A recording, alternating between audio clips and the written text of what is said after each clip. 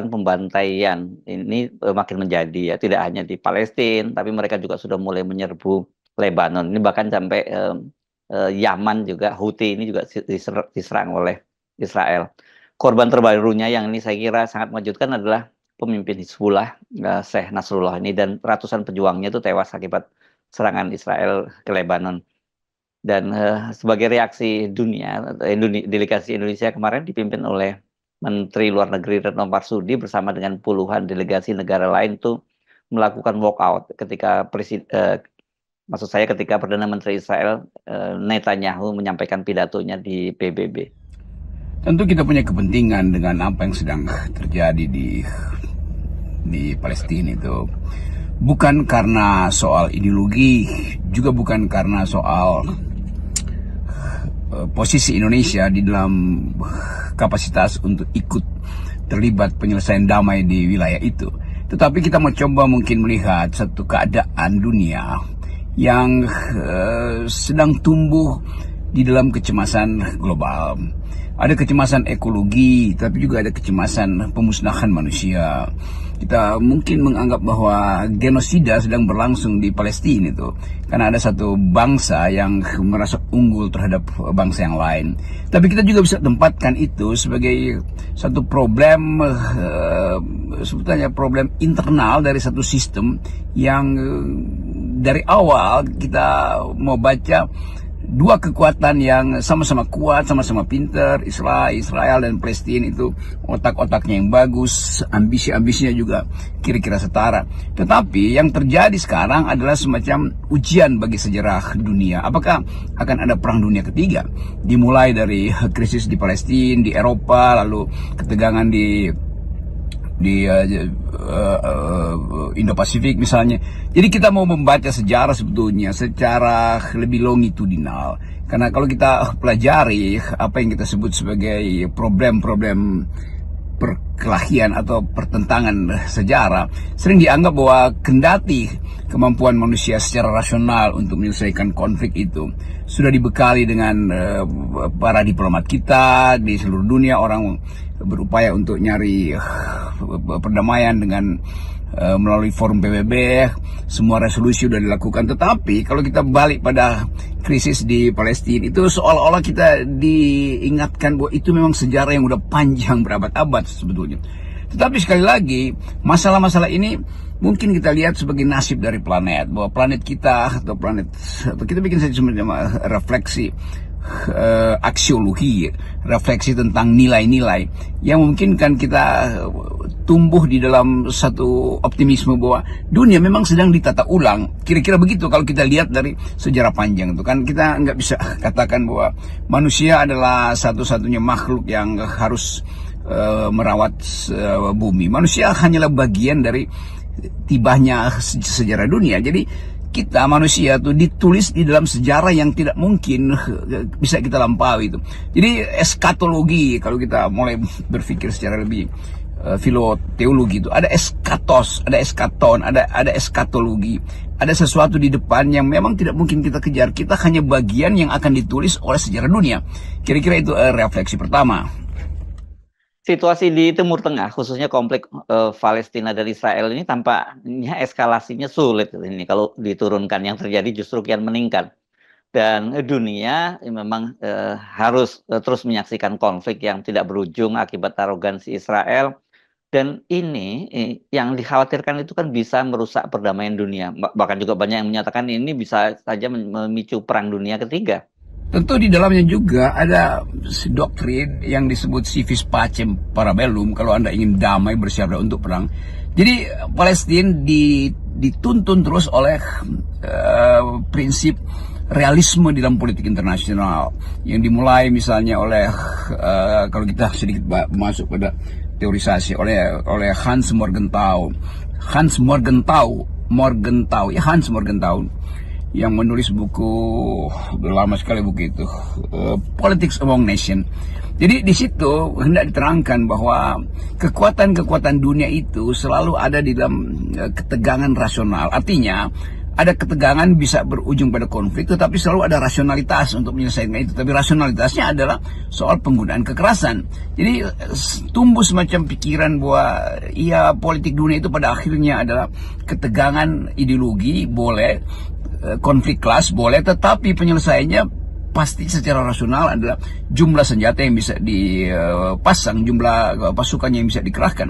Dan itu yang seringkali diukur berdasarkan postur kekuatan militer sebuah negara tuh. Nah, lebih dari itu, kita lihat ada versi lain, bukan sekedar Hans Morgenthau yang dipakai sebagai teori penyelesaian damai, yaitu dengan mengerahkan kekuatan, tapi juga dengan prinsip-prinsip perdamaian tuh. Waktu kita belajar dulu teori hubungan internasional, ada orang namanya Stanley Hoffman yang dituntun dengan paradigma yang sebaliknya, itu percakapan, perdamaian, kemampuan untuk melihat potensi perusakan itu akhirnya merusak planet. Itu mungkin yang bisa kita ungkapkan hari ini nih, bahwa kita sebetulnya dengan memproduksi perang juga sedang memusnahkan planet, karena jumlah karbonnya akan diterbitkan di situ tuh, jumlah energi akan dikuras dari mineral-mineral untuk membuat senjata-senjata pemusnah massal itu. Jadi semua kita ada di dalam upaya untuk membayangkan bahwa dunia ini seperti apa nanti itu. Kita mau lihat satu prinsip yang dari dulu sudah mungkin dari awal abad ini sudah dideteksi bahwa akan ada perang nuklir tuh, bahwa dalam perang nuklir akan terjadi semacam absurditas, apa istilahnya itu, mutual assured destruction, MAD itu. Jadi apapun yang terjadi itu artinya yang kalah jadi arang, yang menang jadi abu, kira-kira begitu prinsipnya. Jadi kita mau lihat itu dari posisi realignment dunia tuh. Dunia sedang tumbuh dan konflik adalah hal yang tak terhindarkan tuh. Kita bisa terangkan itu dari sudut pandang filsafat perang atau Sun Tzu, dari filsafat perang Thucydides, atau yang paling modern kita bisa lihat misalnya bahwa sifat manusia memang adalah untuk mencari lawan, itu tesis-tesis dari orang semacam Carl Schmitt misalnya. Jadi kita mau lihat sebetulnya bukan karena teori itu bisa menyumbang pada perdamaian, bukan, tetapi peta dunia ini mesti kita baca juga secara teoritis. Itu pentingnya Indonesia mungkin mulai mengembangkan kemampuan menganalisis secara teoritis, bersama dengan itu mencoba untuk jadi juru damai, karena Indonesia harusnya mengekspor prinsip-prinsip perdamaian. Jadi kemampuan-kemampuan ini yang saya kira diperlukan untuk diterangkan pada publik Indonesia yang kadang-kala malas untuk belajar tentang politik dunia. Nah, sekarang kita bicara posisi Indonesia, Bung Rocky. Secara konsisten ini kalau kita lihat di bawah Menlu Retno Marsudi ini, posisi Indonesia itu selalu frontal menghadapi Israel ini, dan Menlu Retno ini saya cermati tidak segan untuk bicara lantang ya dalam forum-forum dunia itu. Ya, reaksi Indonesia pasti akan anti kekerasan tuh. Dan dalam soal hubungan Israel dan Palestina, tentu kita berpihak pada Palestina, bukan karena mayoritas umat Muslim Indonesia itu berpihak pada Palestina, tetapi ada rasionalitas di belakang cara kita melihat bahwa Israel betul-betul ingin melenyapkan tetangganya tuh atas dasar, kan politik Israel itu selalu didasarkan pada perluasan wilayah. Bertahan artinya memperluas wilayah, land for peace gitu. Kalau mau damai maka tanah saya ini tidak boleh dibagi-bagi. Kira-kira itu filosofi yang ditanamkan sejak gerakan Zionis berubah menjadi gerakan fasistis dari setelah Perang Dunia Kedua terutama tuh. Jadi kita mau lihat bagaimana Israel mendalilkan politiknya itu pada prinsip penguasaan tanah, dan dicarikan argumen jauh sampai ke zaman Abraham. Jadi sebetulnya jauh sekali kita mesti lihat itu bagaimana konflik ideologi itu menetap di dalam politik, tetapi konflik of vision itu menetap dalam sejarah. Nah, kita tahu bahwa Indonesia adalah negara yang mengupayakan perdamaian dunia. Itulah pesan konstitusi kita kan, berupaya masuk dalam cara untuk mendamaikan dunia. Jadi sekali lagi, kemampuan kita sebagai bangsa harus dimulai dengan kapasitas kita untuk menunjukkan bahwa kita negara demokratis tuh. Kan kalau kita mau menyumbang teori atau menyumbang paradigma atau menyumbang bahkan kekuatan untuk jadi juru damai, itu harus dimulai dengan kapasitas kita sendiri, bahwa Indonesia memang punya prinsip politik luar negeri yang berorientasi pada perdamaian, punya prinsip untuk menghasilkan keadilan sosial, punya prinsip kemanusiaan yang adil dan beradab. Nah, semua itu mesti diperlihatkan dulu di Indonesia supaya dunia tahu bahwa Indonesia punya semacam moral standing untuk masuk di dalam upaya resolusi, upaya untuk conflict resolution. Dan kelihatannya Indonesia akan dipanggil di dalam keadaan itu karena soal tadi bahwa Indonesia tetap impact-nya akan masuk ke Indonesia karena dimensi agama pasti tidak mungkin tercegah untuk jadi faktor di dalam upaya Indonesia ikut serta di dalam perdamaian dunia. Jadi sekali lagi kemampuan ini yang akan kita lihat nanti pada presiden baru, bagaimana diplomasi kita terhadap Israel, itu artinya juga terkait dengan proksi kita dengan Amerika. Kan semua ini sesuatu yang digumpalkan di dalam kemarahan tetapi mesti diurai dengan akal pikiran. Artinya sebenarnya dengan mengambil peran dalam masalah Palestina, kita itu sebenarnya juga sedang berkontribusi ya, bukan hanya dalam perdamaian dunia, tapi juga dalam kelangsungan kehidupan dunia ini ya. Sayangnya kita ini kan sekarang ini lebih banyak disibukkan dengan pertengkaran di dalam negeri, sementara publik kita di Indonesia ini juga kelihatannya banyak yang tidak begitu tertarik dengan masalah-masalah geopolitik global. Mereka tidak menyadari bahwa apapun yang terjadi di belahan dunia lainnya itu akan juga berdampak terhadap Indonesia.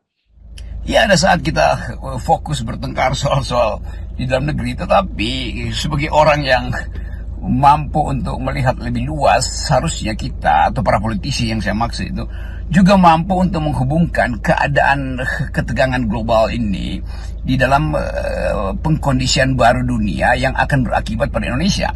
Kan semua hal yang berlangsung di Palestina itu juga akan menyangkut cara Indonesia mengakses dan cara Indonesia memposisikan diri di dalam konflik-konflik superpower. Kan itu dasarnya. Jadi proksi-proksi ini yang disebut proxy war, apakah Indonesia punya orientasi ke Cina, kalau Cina pro Israel itu apa akibatnya, kalau Indonesia pergi mencari sumbangan dolar itu karena krisis ekonomi dalam negeri itu ke Amerika, itu artinya Amerika akan juga jadi tutor ideologi Indonesia. Kan semua itu mesti dibuka juga dalam percakapan talk show kan. Talk show kita seringkali berupaya untuk melihat Indonesia sekedar sebagai problem dirinya sendiri, nggak mau lihat Indonesia sebagai bagian dari sejarah dunia. Jadi kita mau terangkan satu kali bahwa negeri ini hanya disebut Indonesia kalau terlibat di dalam sejarah dunia. Nggak ada yang disebut sejarah Indonesia atau sejarah Amerika atau sejarah India, sejarah Inggris, semuanya adalah sejarah dunia tuh. Dan kalau kita berpikir lebih komprehensif lagi, semua catatan umat manusia itu sudah ditentukan untuk dicatat dalam sejarah, yaitu sejarah alam semesta, sejarah planet yang bahkan tidak mungkin kita ubah tuh. Jadi kita ada di dalam keterangan-keterangan akademis, dalam keterangan teoritis, dalam keterangan argumentatif. Semua itu adalah upaya untuk membangun semacam kemampuan menganalisis keadaan dunia yang sebetulnya adalah sejarah yang sedang kita tulis. Jadi kita diam atau kita aktif di dalam proses perdamaian di Palestina, kita apapun posisi kita, mau aktif atau pasif, kita akan dicatat oleh sejarah dunia yang nggak mungkin kita hapus tuh.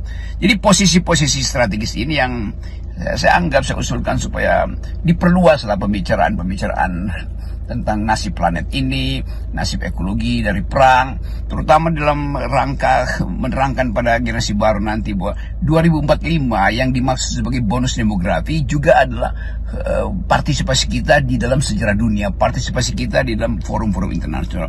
Jadi generasi Indonesia akan dituntun menjadi bonus demografi kalau dia punya bonus akal pikiran, dia punya bonus kemampuan teoritis, punya bonus kemampuan akademis. Nah, itu pentingnya berpikir, dan berpikir hanya disebut berpikir kalau ada pertemuan pikiran. Jadi sekali lagi semua pertemuan